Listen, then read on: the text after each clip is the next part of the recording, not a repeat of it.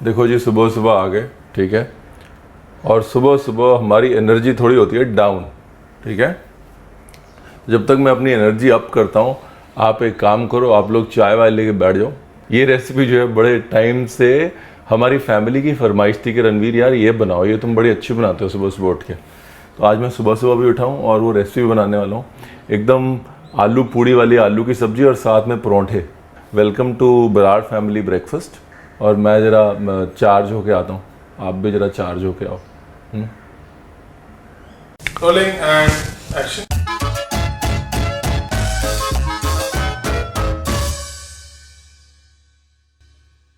Hello जी, hello hello hello. कुछ नहीं, मैंने एक फटाक से सड़ूका मतलब घूंट चाय की मारी है? पंजाबी में हम लोग कहते हैं सड़ूका।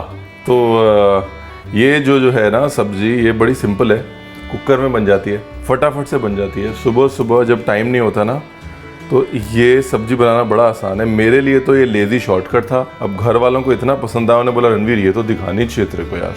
तो चलो मैं दिखा देता हूँ। दूसरी चीज़, इस सब्जी में ना प्याज पड़ता है। सुबह सुबह क्यों इतना प्याज और लहसुन खाना? तो ना लहसुन ना प्याज, ताजगी के नाम पर सिर्फ अदरक और हरी मिर्च,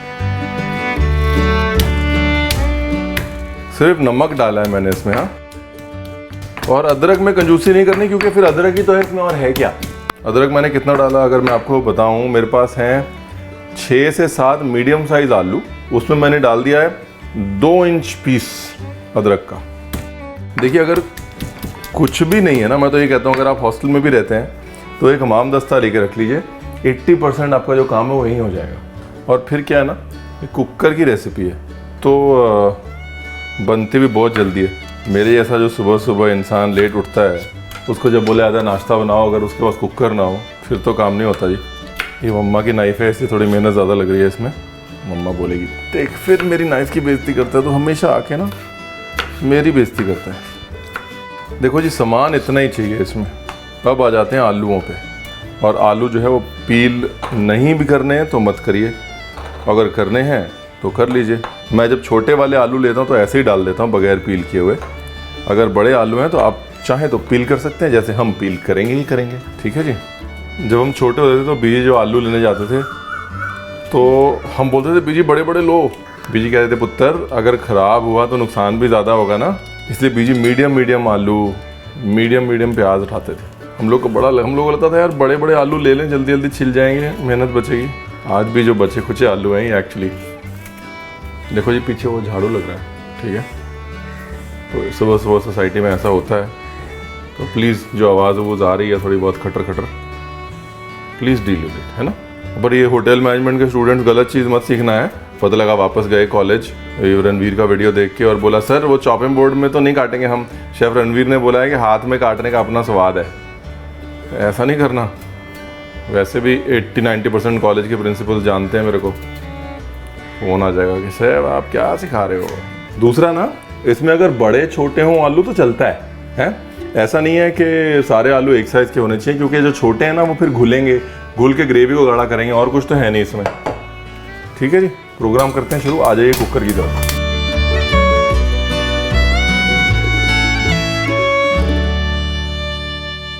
अच्छा, मोस्ट इंपॉर्टेंट इंग्रेडिएंट ये सरसों का तेल, और उसके बाद 80% जीरा और 20% सौंफ। और अगर आप सर्दियों में बना रहे हैं तो 20% काली मिर्च। क्या है, सौंफ ठंडा करती है और वो गर्म करती है ना काली मिर्च, ठीक है, बस दैट्स इट। और थोड़ी मेथी डालना चाहें तो डाल सकते हैं, मैं नहीं डालूंगा। थोड़ी हींग,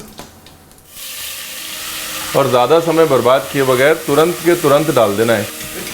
जैसे ही जीरा चटके, इसके बाद मसालों में हल्दी, ये देखिए बिल्कुल थोड़ी सी लाल मिर्च, हाँ एकदम नाम भर की, ये देखिए, और मेरा प्रिय मित्र धनिया पाउडर, ये लीजिए। और ज़्यादा नहीं पकाना अगेन, जैसे ही हल्का सा हल्दी के पकने की खुशबू आ जाए, एक गया टमाटर। अभी टमाटर को फुल नहीं पकाना है, टमाटर को सिर्फ नरम करना है, सिर्फ नरम, और कुछ नहीं करना, ठीक है, सॉफ्ट। और इसका मज़ा सुबह सुबह ही है ना, इसका जो स्वाद है वो सवेरे सवेरे ही। बस पूरा नहीं पकाना है, देखिए इतना जो है बहुत है। हो गया डन। अभी आलू, बड़ी मुश्किल है ना, मसालों का अगर मैं हिसाब बताऊं तो अपने 7 मीडियम साइज़ के आलू थे, राइट। 7 मीडियम साइज़ के आलू में मैंने 2 टीस्पून धनिया डाला है, 1 लेवल टीस्पून हल्दी डाली है, और मिर्च तो बस ऐसे ही डाली है, बस हल्दी का रंग बढ़ाने के लिए, और कुछ नहीं डाला है, ठीक है जी। चाहें तो थोड़ा अजवाइन डाल सकते हैं, बट जो मैं परोंठे बनाऊंगा ना, परोंठे, उसमें अजवाइन ऑलरेडी होगी। ये देखो, हल्का सा जब मसाले में लिपट जाए ना बस अपने आलू, तब इसमें पानी डाल दो। हाय हाय, लुक सो गुड। और टमाटर थोड़े कच्चे पक्के यूज़ करना है ना, टमाटर की जो खटास है ना वो बड़ी इंपॉर्टेंट है। रंग वंग छोड़ो आप, पानी सिर्फ इतना डाला है मैंने कि बस आलू ढक से जाएं। इसकी जो मोनोपोली है ना, इसकी मोनोपोली है वो सरसों का तेल है। मतलब आप वो मत सोचिए कि रणवीर हमेशा घी करता रहता है, इसमें भी घी जाना चाहिए, वरना आप जो है वो इस सब्जी को भी घी में बना देंगे, वो स्वाद नहीं आएगा चटकारे वाला, और आप कहेंगे रणवीर आपने बताया नहीं। रणवीर ने बताया था जी, क्या बताया था कि यहाँ पर सरसों का तेल वही इसकी मोनोपोली है।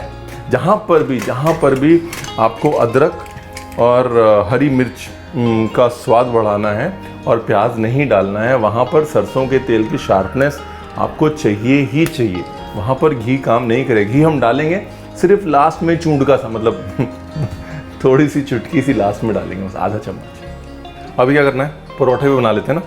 तो परोठे के लिए मम्मा ने आटा कहाँ रखा है, लो जी, ये देखो जी हमारा आटा। लोग कहते हैं रणवीर आटे में नरिशमेंट कैसे डालें, तो उसका एक सीक्रेट है, बता दूं क्या? उसका सीक्रेट है ये है जी मन्ना, ठीक है। ये इसमें 14 ग्रेन्स होते हैं, 14, ठीक है। और ये कोई स्पॉन्सर्ड पोस्ट नहीं है, ये घर की सीक्रेट है, मैं बता रहा हूँ आपको। हम 80% आटा डालते हैं, 20% मन्ना डालते हैं। उससे क्या है, वो मल्टीग्रेन गुडनेस आ जाती है, जो माइक्रो न्यूट्रिएंट्स मिसिंग होते हैं ना कई बार गेहूं में, वो आ जाते हैं। आप चाहें तो ऐसे ही आटा पिसवाते समय थोड़ा सा सोयाबीन, थोड़ी सी चना दाल, थोड़ा सा ज्वार या बाजरा अपने आप ही मिक्स कर सकते हैं, थोड़े नाचनी मिक्स कर लें, नहीं तो फिर पिसे हुए आटे ले लें, सबको मिक्स कर लें, अपने आप मल्टीग्रेन फ्लावर बना लें। 80% 75% मिनिमम उसके अंदर आटा रखें ताकि टेक्सचर ख़राब ना हो। हाँ, आप दूसरे आटे अगर ज़्यादा डाल देंगे तो फिर टेक्सचर ख़राब हो जाएगा, संभलेगा नहीं, डो नहीं संभलेगा, क्योंकि अगर दालों का आटा ज़्यादा हो गया तो चिपचिप होगा, अगर ज्वार बाजरे का आटा ज़्यादा हो गया तो हार्ड हो जाएगी रोटी, खाने लायक नहीं रहेगी, गरम गरम ही खा पाएंगे। तो इसलिए 75 to 80% होल व्हीट आटा रखें, बाकी 25% के साथ आप खेलते रहें। नहीं तो एक शॉर्टकट है वो 80-20 मन्ना वाला, मैंने आपको बता दिया, ठीक है जी। It's not a sponsored post. अच्छा, कुकर में कभी भी तड़का दें या कभी भी चीज़ को पकाएं तो कट्स मोटे रखें हैं। कुकर में क्या होता है ना, पक के जान निकल जाती है चीज़ की, उसलिए मोटे अगर कट्स होंगे तो फिर अपने आप धीरे धीरे वो फ्लेवर छोड़ता रहेगा। लंबे समय तक पकने वाली चीज़ और कुकर में पकने वाली चीज़ में अदरक, लहसुन, प्याज जो भी आप तड़के में डाल रहे हैं उससे कट्स थोड़े मोटे रखें। जैसे यहाँ पे हमने टमाटर के मोटे रखे, अदरक को मोटा मोटा कूटा, बस कुकर में पकाने की यही मोनोपोली है जी। आटा जो है वो ढलेगा, और इसमें हमने वैसे भी वो मन्ना के ज़रिए दालों के आटे मिक्स किए हुए हैं ना, तो वो भी ढलेंगे, इसलिए अभी लग रहा है कि डो टाइट है। थोड़े टाइम बाद आपको नहीं लगेगा कि डो टाइट है। इसको रेस्ट करेंगे 10 मिनट, अपना प्रोग्राम जो है वो रेडी हो जाएगा। ये लीजिए, अभी इसमें डाला थोड़ा घी। अब ये वाला जो घी है ना, जो आटा गूंदने के बाद जाता है, ये घी जो है नरमी देता है, और जो आटा गूंदने के पहले जाता है वो खस्तापन देता है। आ गया ना, एकदम एक स्मूथनेस आ गई, एक नरम पना आ गया उसके अंदर।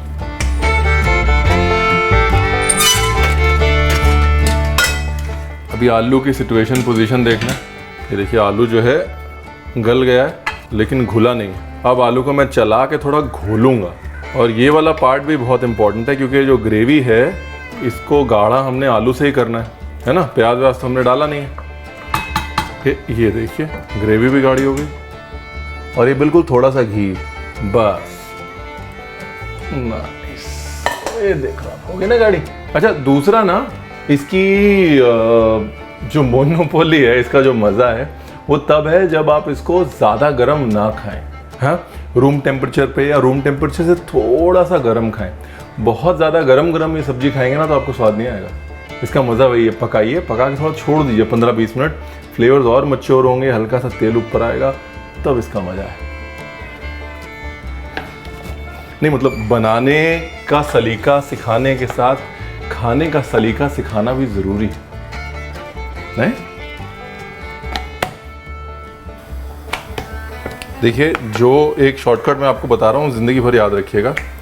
जो लोग मेरी तरह गोल रोटियां नहीं बेल पाते उनके लिए बहुत अच्छा शॉर्टकट है कि गोल पराठे बनाने का ट्राई भी ना करें, या तो तिकोने पराठे बनाएं या चौरस पराठे बनाएं। तिकोने पराठे बनाने के लिए ऐसे और ऐसे कर दें, ठीक है, और बेल दें तो तिकोने पराठे बन जाएंगे। और अगर चौरस पराठे बनाने हैं जो मैं बना रहा हूँ, तो थोड़ा घी, उसके बाद बुक की तरह फोल्ड, फिर ऐसे, फिर ऐसे, फिर ऐसे। तो इस तरह आप गोल पराठे बनाने से बच जाएंगे और लोग आपके गोलपन का, आपके पराठे न गोल होने का मजाक नहीं उड़ाएंगे। ये मैंने बचपन में ही सीख लिया था, छोटे होते ही सीख लिया था मैंने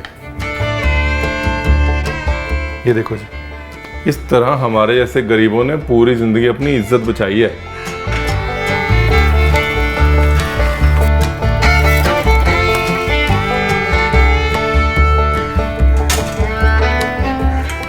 पराठे को ना राड़ना बहुत ज़रूरी है। राड़ना मतलब ऐसे उसको तवे पे घुमाना, उसके बगैर पराठा नहीं है।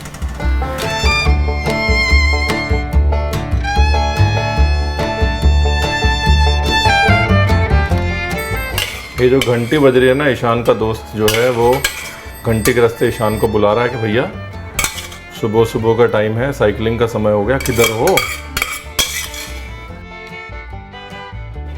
तो जी अगर आप मेरी तरह लेज़ी हैं, सुबह सुबह आप चाहते हैं कुकर काम करे, हम क्यों काम करें, तो ये वाली सब्ज़ी बहुत बढ़िया है जी। और एक साथ ढेर सारी बन जाती है, सारा परिवार खुशी खुशी खाता है, सब खुश, आप खुश। मॉरल द स्टोरी ये है कि सुबह अगर नाश्ते में नहीं बनाई तो रणवीर नाराज़ हो जाएगा। और पूरी के साथ खानी है, पूरी के साथ खाइए, पराठे के साथ खानी, पराठे के साथ खाइए, खाइए ज़रूर, बनाइए ज़रूर, वरना मतलब फिर फ़ायदा क्या हुआ इतनी मेहनत करने का। It's not too much time, right. Cooker में डाला, हो गया। सोसाइटी की सीटियाँ बजनी शुरू हो गई हैं, इसका मतलब ये है कि अब आपको सब्सक्राइब करने का टाइम आ गया है, ठीक है। प्लीज़ सब्सक्राइब करिएगा। Thank you very much, thank you.